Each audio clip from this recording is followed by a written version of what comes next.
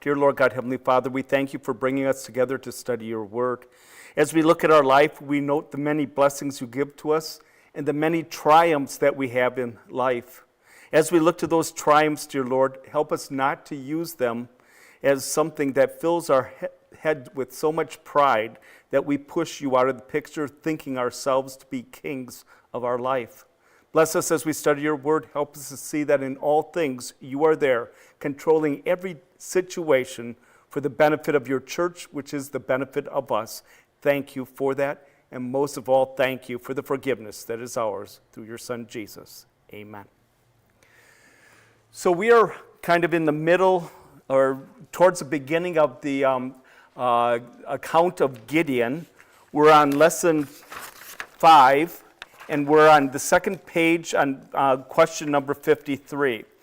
So far we had seen how God called Gideon to be a judge. At a time when the Midianites and the others had come against the children of Israel, oppressed them, so much so that Gideon, when God comes to call him, is in a winepress threshing wheat, trying to keep it hidden from the Midianites and the others who were more nomadic people who would come and take all the stuff away. And Gideon is really the only judge that we find that God called personally, made a face-to-face appearance, the angel of the Lord, to call him. And you had the whole aspect of God coming to him, and he was just like Moses, unsure. He said, I can't do that. I'm from the smallest clan, and I'm the smallest of my family, the youngest of the family, the littlest of the family.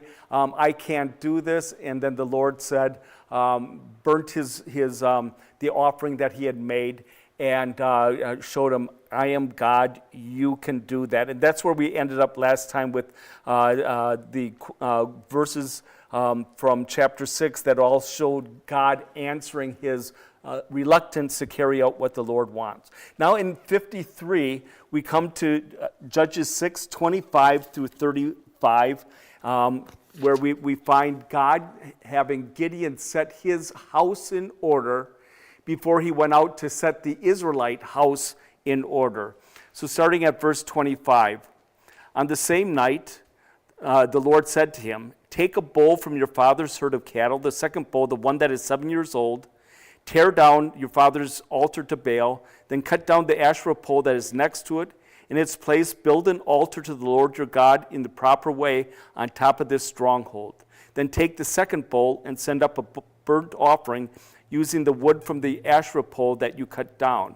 So the very night that he appeared to him, the Lord said, take the bull from your father's herd, the second bull, the one that is 7 years old. This would be basically what's called the Baal bull, not the plowing bull, which was a separate one. The 7-year-old bull, the Baal bull, was used for breeding.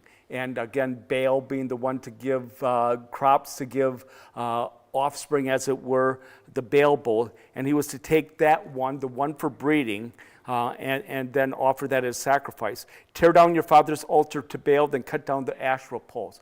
You look at that command the Lord gave to Gideon, and it's obvious about his family. What was wrong with his family?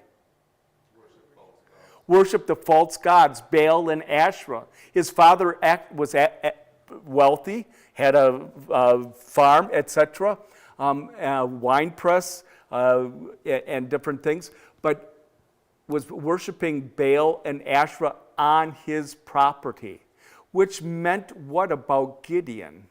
Though we're not told it directly, but it kind of seems that way. He probably was part of that worship too. So God comes to him and says, no, Gideon, you're going to follow me. You're going to go and deliver my people, but first get your house in order. Tear down those and build a proper altar to me, and take the Baal bull and put it on there as a burnt offering to me. Verse 27, so Gideon took 10 of his servants and carried out the word of the Lord. Yet because he was too afraid of the household of his father and the men of the town to do it by day, he did it by night. So he took 10 of the men, and yet it says he was afraid of what? Not just the men of the town, but his own household, the men of his household. So he found 10 of the servants he could trust, and he went to do what the Lord had said. Going on with verse 28, when the men of the city got up early in the morning, they were surprised to see the altar of Baal had been thrown down. The Asherah pole next to it had been cut down, and the second bull was being offered up as a sacrifice upon the altar that had been built there. So they saw the Baal altar cut down, they destroyed, the Asherah pole cut down, this new altar, with what bull again on that altar being sacrificed? The Baal bull. The Baal bull. In other words, this was a big what? You're taking away future food and stuff. That's a big no-no too. Yeah. First of all, you've taken away your father's breeding bull, number one. But the name was Baal bull. He destroyed Baal's altar. He destroyed the Asherah pole, and then he put the Baal bull on that altar. This is going to come into play now as we look at the father's reaction when the town folks are all upset. The town people see this, and they're incensed, which meant that whole town, the Abiezrite town, was worshiping that false gods that were there. And so they were all upset. The people were asking each other, who did this? They searched and investigated until they concluded Gideon, son of Joash, did this. Joash did it in the middle of the night because he was afraid of the townspeople. Someone probably had seen it. They investigated. They found out Gideon had done it. Going on then with verse 30. So the men of the city said to Joash, bring out your son. He must die because he broke down the altar of Baal and because he cut down the Asherah pole next to it. Again, desecrated our worship. He desecrated our worship. Now you look at, if this was the temple and someone had gone into the temple and desecrated the temple, what would you, a believing, God-believing Israelite, what would your reaction be? Yeah, they need to die. They desecrated this house of God. And that's what the townspeople were saying too. Gideon needs to die. But going on with verse 31, but Joash said to all those who opposed him, will you contend for Baal? Will you save him? Whoever contends for him will be put to death by morning. If he is a god, let him contend for himself if someone broke down his altar. And so what was Gideon's father, Joash, what was his response to the town people who wanted to put Gideon to death? Baal should do it. Yeah. If Baal truly is God, he will do it. If Baal truly is God, think of the God of the Israelites. He could have said, the God of the Israelites who struck down people by himself, he struck them down. And so Baal, if he is God, doesn't need any help. He can put Gideon to death if it truly is a desecration of a holy place and he truly is God. Now you see in this a little something that Joash is displaying. Again, he had the Baal altar and the Asherah pole in his yard. And yet, with his answer, what is he trying to do? It can be one of two things here of what he's trying to do. Number one, as a father, it would be saving his son. No, don't put him to death. Let Baal do it. And that very well could be the case. But what could the other way of looking at it be when he says, if Baal truly is God, he will put him to death? Because in either way, I mean, if the townspeople put him to death, or if Baal is God and puts him to death, his son is dead. What could be a kind of an alternate way of looking at this with what Joash was saying there? He might have been like 50-50 if Baal is real or not. Yeah. He may have had his doubts about Baal being a real God. Then that begs the question, why did he have the altar to Baal and Asherah pole in his yard? Public pressure, maybe? Public pressure. The rest of the town, they were ready to kill Gideon.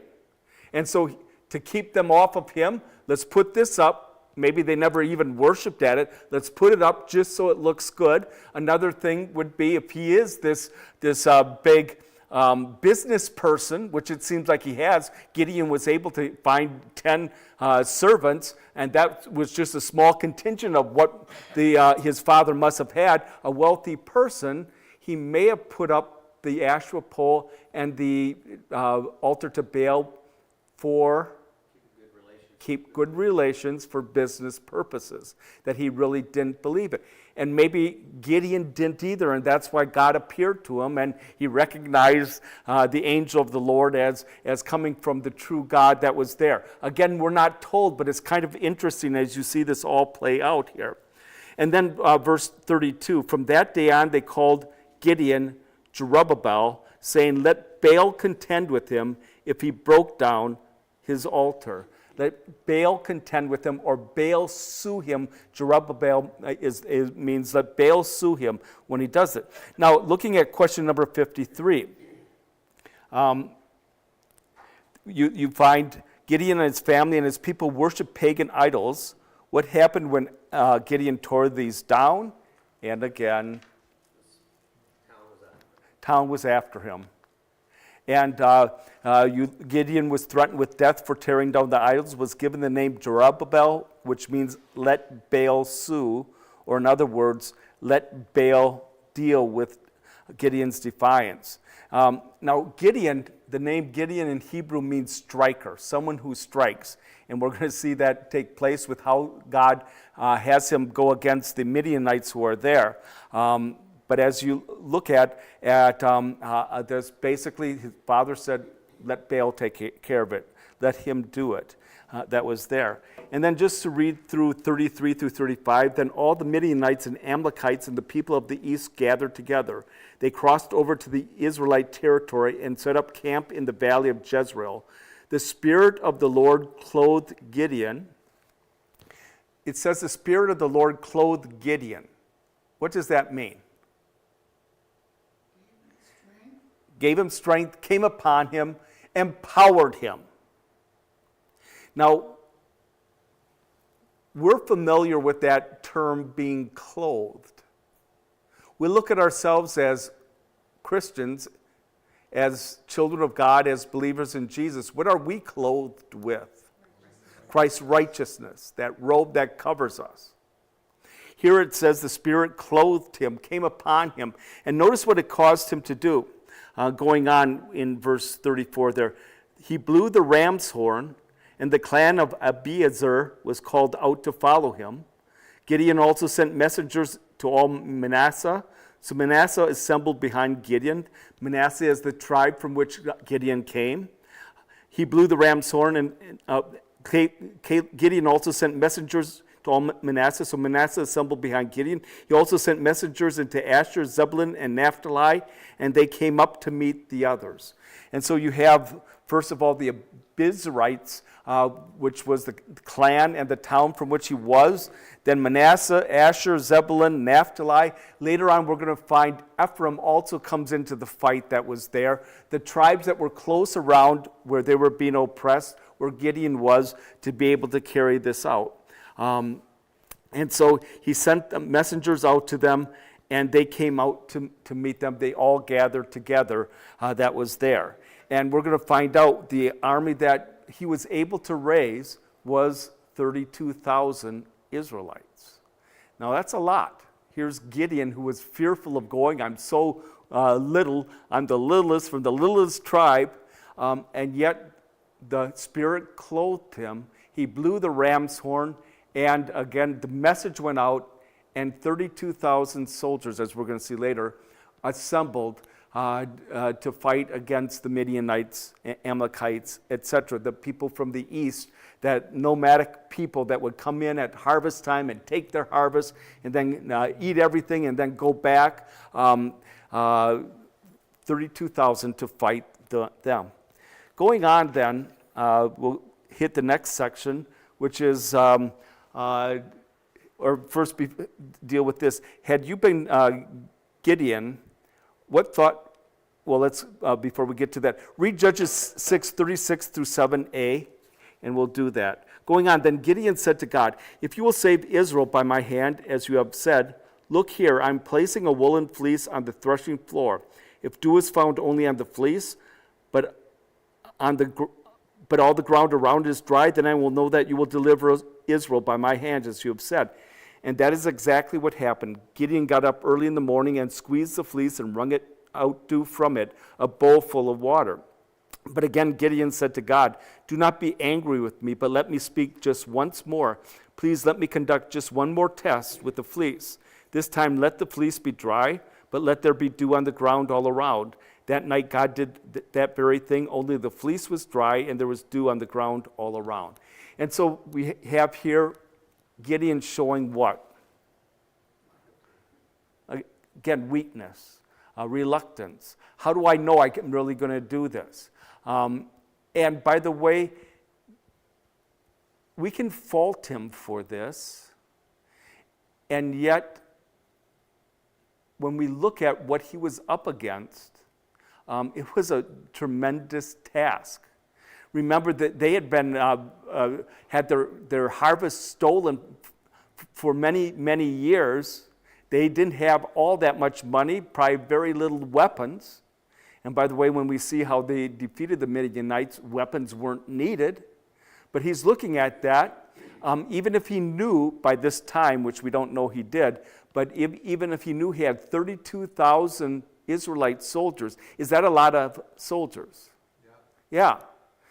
But what was he going up against? 135,000 Midianites and Amalekites. Think of that, 135,000 that was coming out against him. And he wanted to be sure from God, am I going to win this victory? Are you going to be with me? And so he proposed the two tests. And you look at that. When you first read it, you say, how could you do this? God appeared to you. He showed you with the fire. He showed you his power in that. How could you do this to God? God should just strike you down. What does God do? He does it. He accedes to it. Okay. You want the two tests? First of all, the first test, I'll accede to it. Then Gideon says, another one. I need another one. I just have to be sure. God says, okay, I'll do that too. Showing the grace and mercy and the love the Lord has in all of this. Like Abraham asking if they had to destroy Sodom and Gomorrah, if it was just 5 less. Right. Would you destroy? Yeah. Yeah, and starting out 50, and well, that's a big number, but it's really not a big number when you think of the believers, and then willing all the way down. Yeah. Again, there he was pleading for the city of Lot. Here, Gideon wanted the reassurance that what the Lord told him would be true. And sometimes we wish we just have a sign like that too when we go to God and pray, Lord, just give me a sign, give me a sign. The Lord did that for Gideon. Going on, then 7 verses 1 through 8a, then Jerubbaal, that is Gideon, and all the people who were with him set out and camped by the spring of Harod. The Midianites' camp was north of him in the valley below the hill of Moreh. By the way, notice it says then Gideon, and then puts in parentheses, that is, Jerubbaal, that is Gideon. His war name, basically, as we go into this, was that Jerubbaal. I'm not sure he'd be pleased to have Baal attached to his name, but it's let Baal sue, let Baal contend. It was what he went by. Then going on, verse 2, then the Lord said to Gideon, there are too many people with you for me to give Midian into your hand. If I did that, Israel would glorify itself at my expense and say, my own hand has delivered me. So then make an announcement for the people to hear. Whoever is trembling with fear can return home and fly away from Mount Gilead. 22,000 people turned and left. Only 10,000 remained. So the 32,000 were in their camp. They had all assembled to go and fight this vast army of 135,000 that was over on the other mountain over there. And the Lord looks at that and says, what? Too many. They'll take the glory. They'll say, because I'm going to give you the victory, but if I do, they'll say, look at what we did, patting themselves on the back. Look how great we are. We are the winners. We are the champions, and give glory to themselves. I want them to see that it is I, God, who has delivered them. For what reason? Why did he want them to say it's only because of God that we have this victory? Well, you were in this predicament because he had turned from God. So. Because they were worshiping false gods. They were thinking the false gods were the real gods. I want to show you, no, it's the God who is the only true God, the God of gods, who is going to do this. So, whoever is fearful, go home. Of the 32,000, how many went home? 22,000 went home. And by the way, there's precedent for this very thing. In Deuteronomy, it says, if any is fearful, let them not go into battle. It's one of the things the Lord had told the people. And so God says here, whoever is afraid, let them go home. So all of a sudden, what does Gideon see? He sees his army, 32,000 strong, which is quite a few. But 2/3 are taken away. Over 2/3 are gone, left with 10,000 going on. The Lord said to Gideon, verse 4, the Lord said to Gideon, there are still too many people. Lead them down to the water, and there I will refine them further for you. If I tell you, this one will go with you, he may go with you. But if I say to you, this one will not go with you, he must not go. Verse 5, so Gideon led the people down to the water. And the Lord said to Gideon, place everyone who laps water with his tongue as a dog would lap to one side. Place everyone who kneels down to drink on the other side. The number of those who lapped, those who put their hands to their mouth, was 300 men, while all the rest of the people knelt down to drink. And so the Lord said, depending on how they drink the water, tell them to get a drink, depending on how they drink the water, and again, this probably took place over hours, pull this one aside. If they go on hands and knees, if they take the water and lap it, then take that. I know some people make a differentiation saying, well, the ones who did this with the water showed they were ready for battle. The ones who went on their hands and knees showed they weren't. That really isn't a thing here. The Lord was just using this to whittle it down to the number that he wanted. And so finally, as it gets to it, you start out with 32,000, go down to 22,000, 32,000 against 135,000. Then it's 10,000 against 135,000. And finally, it's 300 against 135,000. That's 450 to 1 odds. Think about that. 450 to 1 odds as he goes out to battle now. 300 against 135,000 enemy soldiers. And then verse 7, the Lord said to Gideon, with the 300 men who lapped, I will deliver you, and I will give Midian into your hand. As for all the other people, let each man go to his place. The men who had been chosen took provisions in hand along with their ram's horn. But Gideon sent every other Israelite man back to his own tent. He only kept the 300 men. And so now he's down to 300 men. What do you think is going through his mind as he sees all this? This is going to be a rout, not of the Midianites, but of us. How can we possibly go against that 135? And wait till 1,000. And wait till we get to, you see how the camp is described for the enemy that is there. But as we look at Judges 36, 7 through 8a, Gideon's faith flags. God provides Gideon another sign. Then Gideon begins downsizing. Now, question number 54. Had you been Gideon, what thoughts would have come to your mind when God began downsizing your troops? I'm in trouble.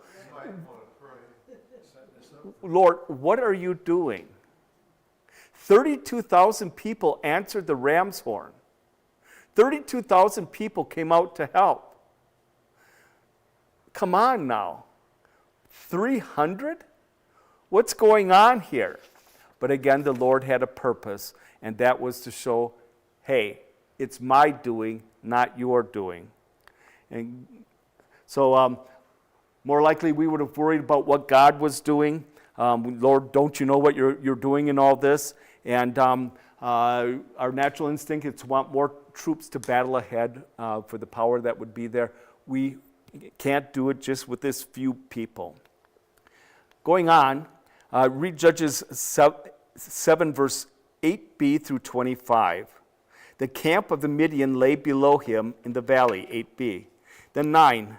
That night the Lord said to Gideon, get up and go down against the Midianite camp, for I have given them into your hand.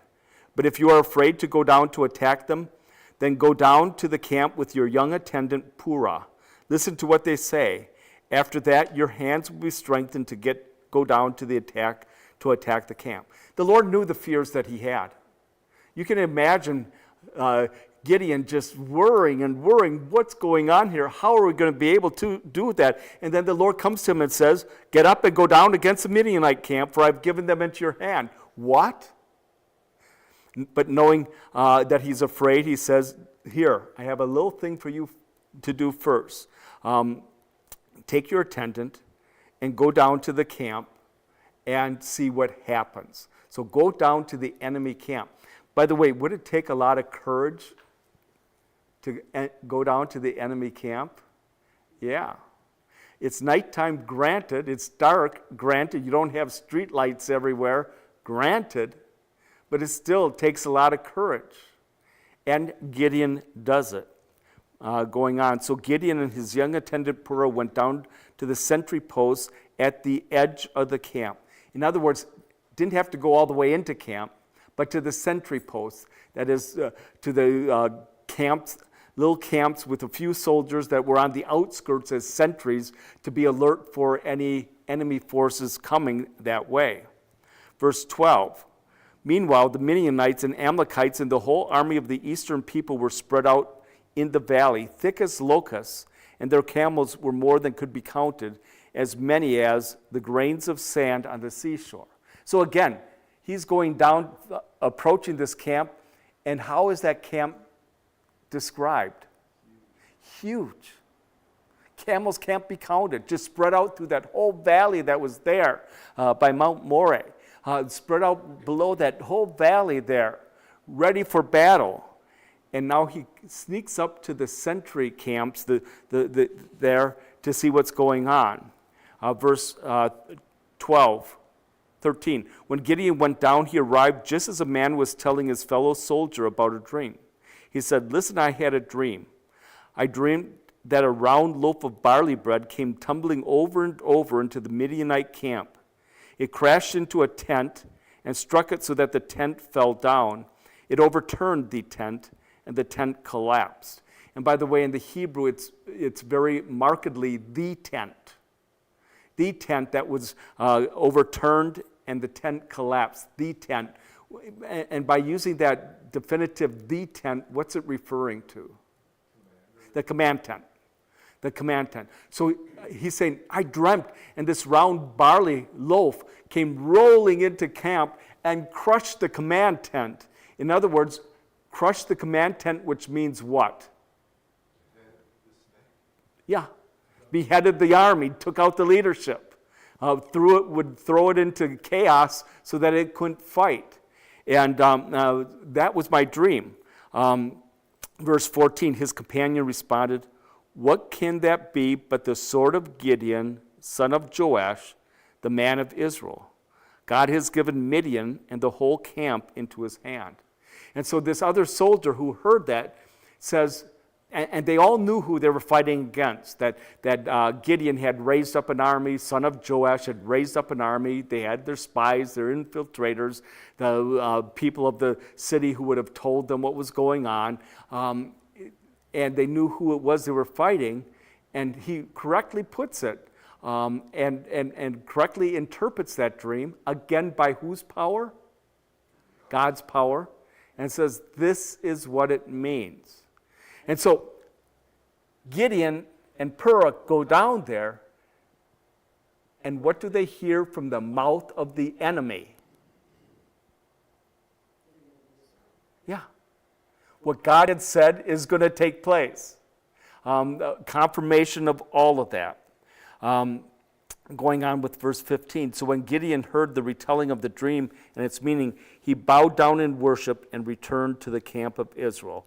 And by the way, look at Gideon right there. First thing he did when he heard that, when it was confirmed, when he saw what the Lord, or heard what the Lord wanted him to hear, what's the first thing he did? Bow down and worship. Bow down and worship. He worshiped God. And again, showing what was the worship of Baal and Asherah in his father's house. Was it just lip service for the sake of the city? Maybe. He said, get up, because the Lord has given the camp of Midian into your hand. He divided 300 men into 3 groups. He placed a ram's horn into the hand of each of them, as well as empty jars with torches inside of them. And so as we look at this,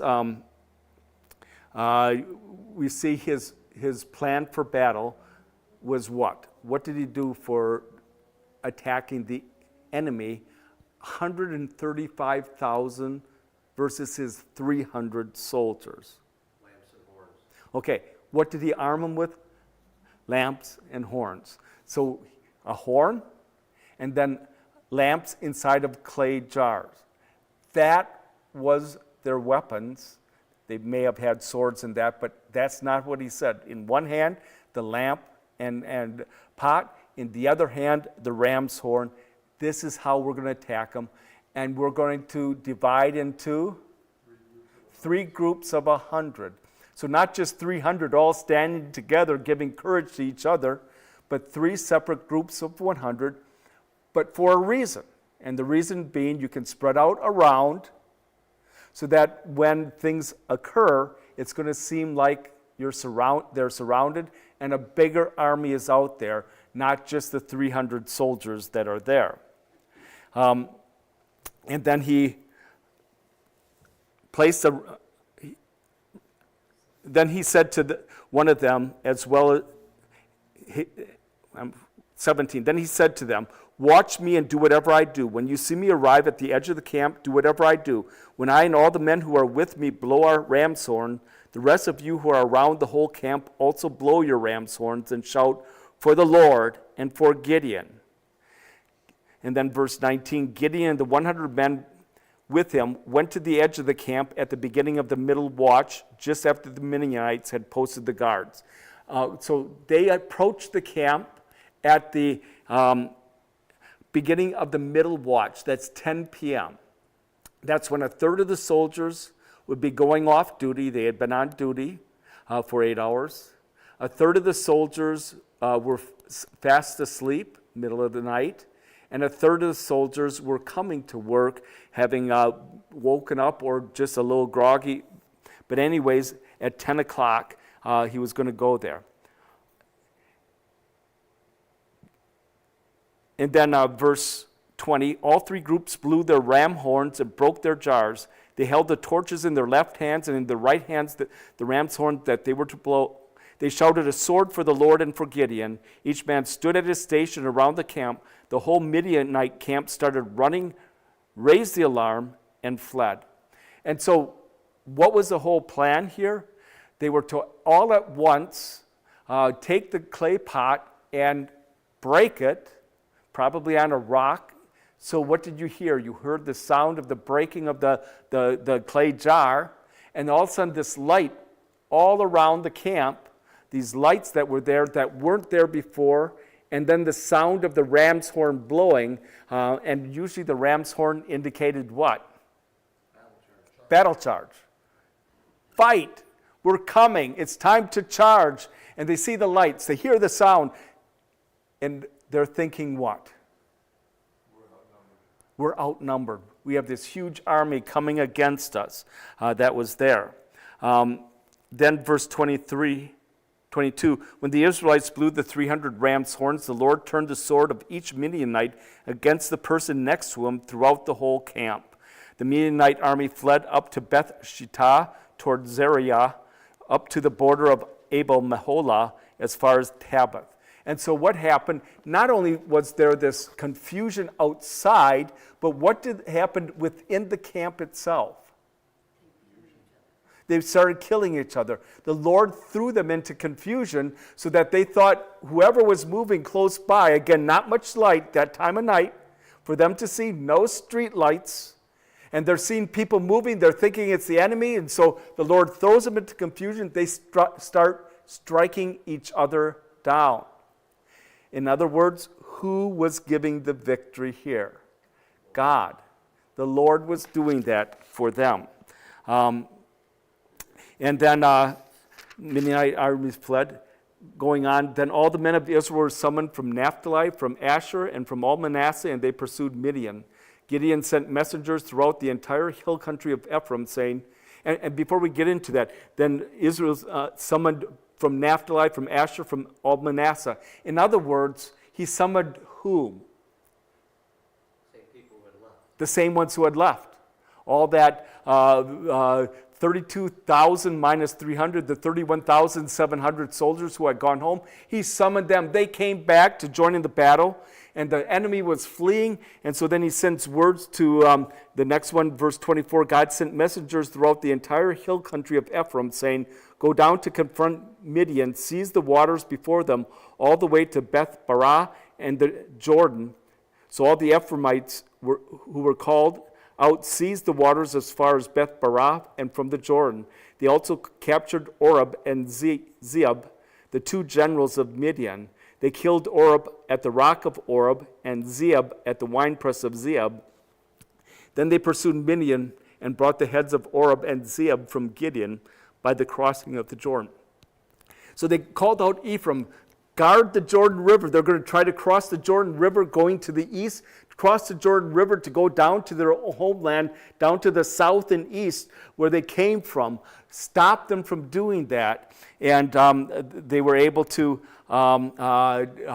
capture the two kings, Oreb and Zeeb. Oreb means raven, by the way, and Zeeb means wolf. But they captured the kings and beheaded them. But they were able to cut off that retreat that was going on, trying to get back to their homeland that was there. Again, a tremendous victory that was there. And looking at question 55, God knows the heart, knows Gideon's heart. What does God do to strengthen him? Again, we saw that God sent him into the Midianite camp to overhear a conversation about a dream. Question 56, how does it feel knowing that God knows you as intimately as he knew Gideon? Yeah. He knows your fears. He knows your worry. He knows your anxiety, just like he knew Gideon's fear, worry, and anxiety. And did he look down on Gideon? No. He bent over backwards for Gideon. And again, it feels wonderful knowing that God works to provide all needful things in our lives. He strengthens us in our times of fear and doubt. He's there to help us also.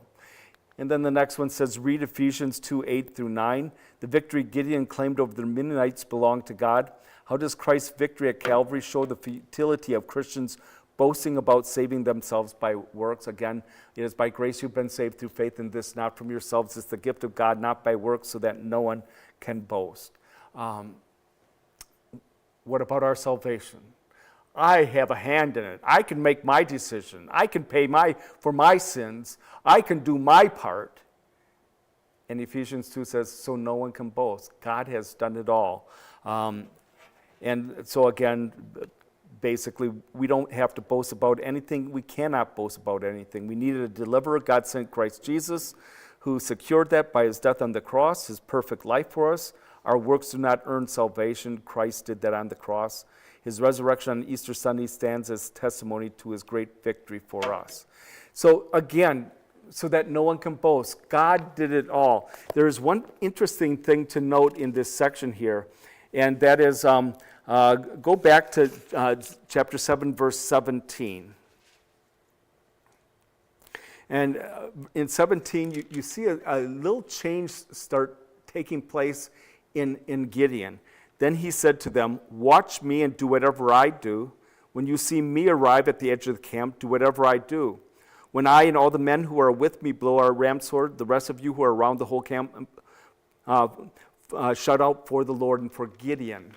Notice it's shout out for the Lord and notice the personal pronouns that he uses prior to that. I. And so all of a sudden, he's gotten his courage up, and he knows that they're going to win the victory from that dream.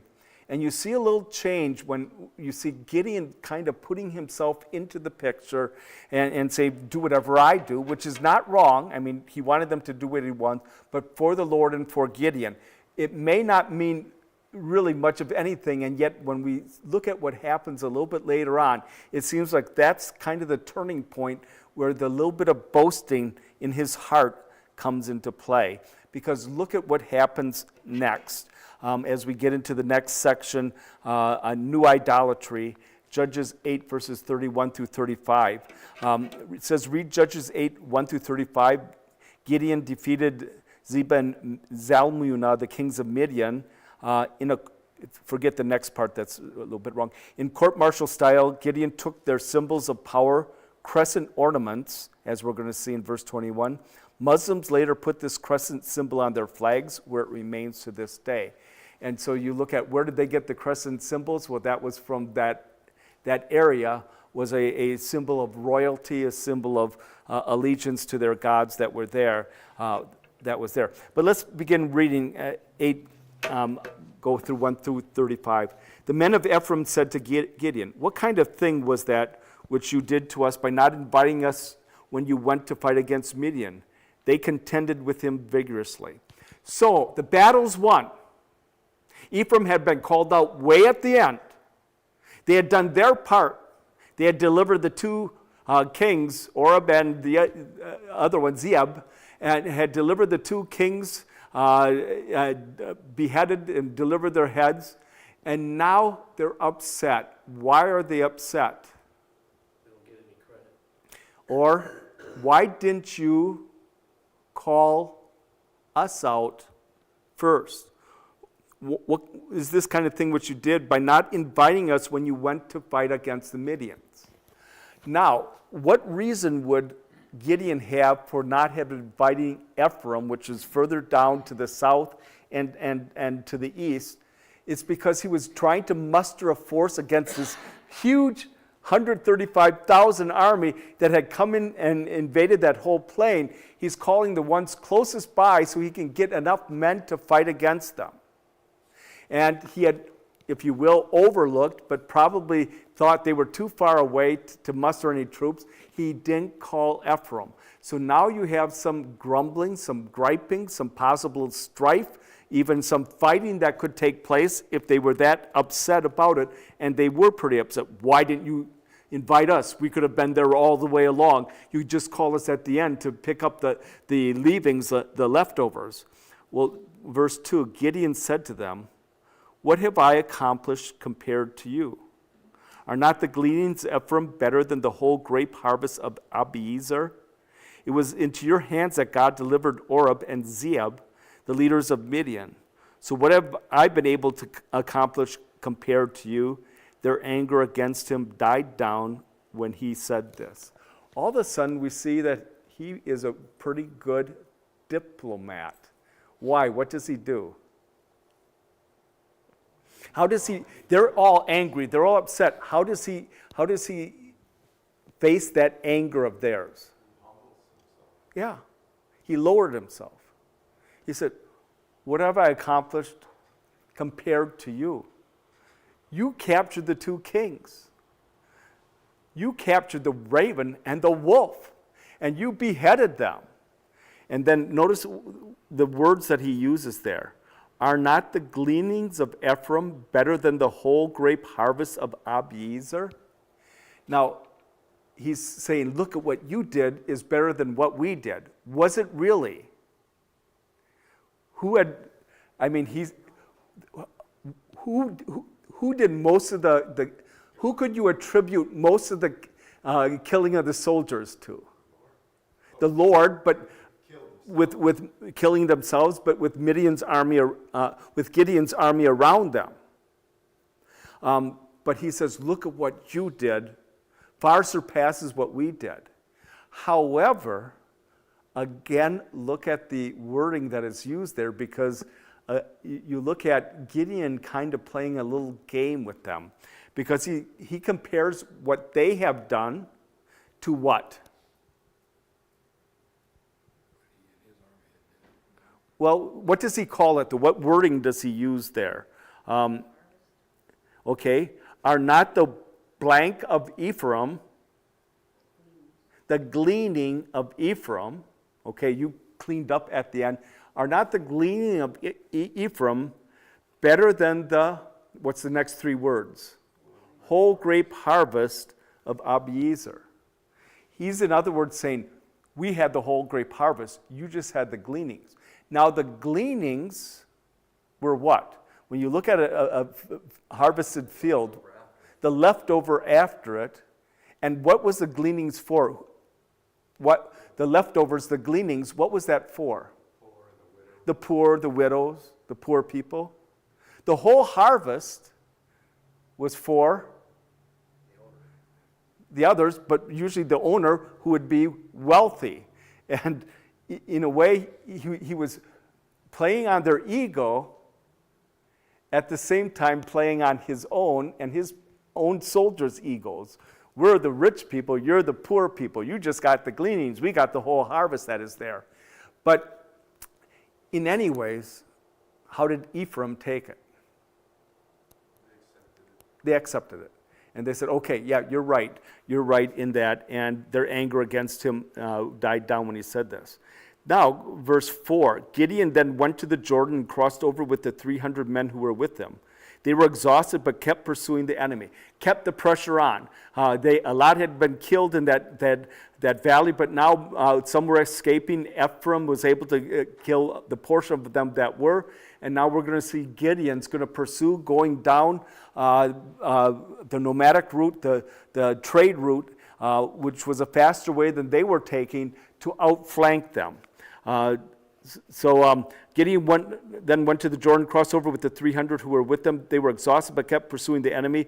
Verse 5, Gideon said to the men of Succoth, please give loaves of bread to the troops who are following right behind me, because they are exhausted, and I am pursuing Zebah and Zalmunna, kings of Midian. So he's pursuing the two kings that had escaped along with the rest of the soldiers with them, and he comes to Sukkoth, which means shelters, and he wants shelter. He wants them to give them some food.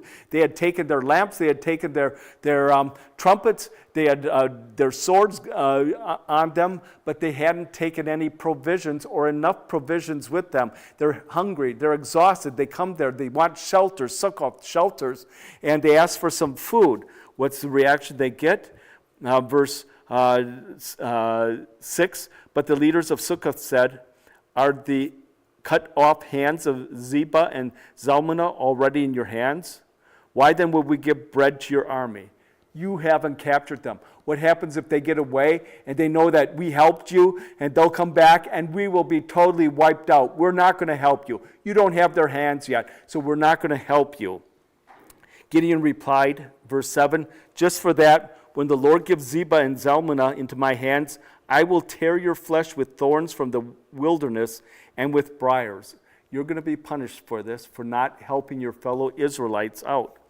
Then Gideon went up from there to Penuel and made the same request. And the men of Penuel gave him the same answer that the men of Sukkoth have. He goes up Penuel. The face of God is what it means, the place where Jacob wrestled with God. Surely they would help, but they did the same thing. Nope. And so verse 9, so Gideon said to the men of Penuel, when I return in peace, I will tear down this tower.